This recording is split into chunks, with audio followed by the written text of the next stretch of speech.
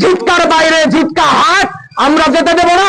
ভিন জায়গায় হাট কেউ দান করতে পারে, হাট বসাতেও পারে, কিন্তু ব্যক্তিগত ভাবে লক্ষ লক্ষ টাকা ব্যয় করে আরেকটি বাজারকে চ্যালেঞ্জ জানানোর জন্য পাশে আরেকটি হাট কোনোভাবেই হতে পারে না।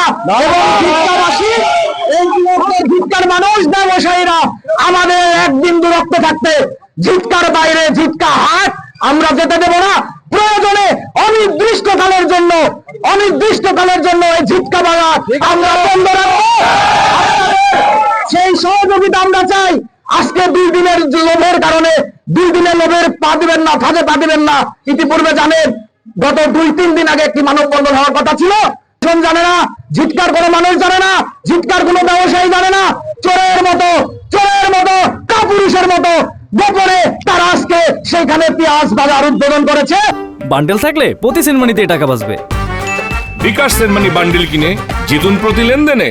আমরা আজকে 3 বছর আগে এই একটা কুচক্রি মহল ব্যক্তি স্বার্থে তারা একটা হাট, পেঁয়াজের হাট, ওখানে হাট থেকে পশ্চিম দিকে 250 গজ দূরে, মাঝখানে কিছু বাড়িঘর রয়ে গেছে, তারপর 250 গজ দূরে একটা দোকান করার জন্য সেখানে নিজস্ব দোকান তৈরি করছে।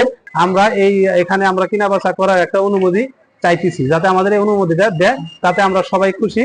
এই ভাঙ্গা পড়াতে আমাদের নিজস্ব কোনো ঘর নাই এবং ভাড়া ঘর আমরা পাচ্ছি না, যে কারণে আমরা ওই নিজস্ব অর্থায়নে এখানে 40-45 জন মানুষ মিলে একটা জায়গা ক্রয় করে আমরা এখানে আড়ত মিলাইছি।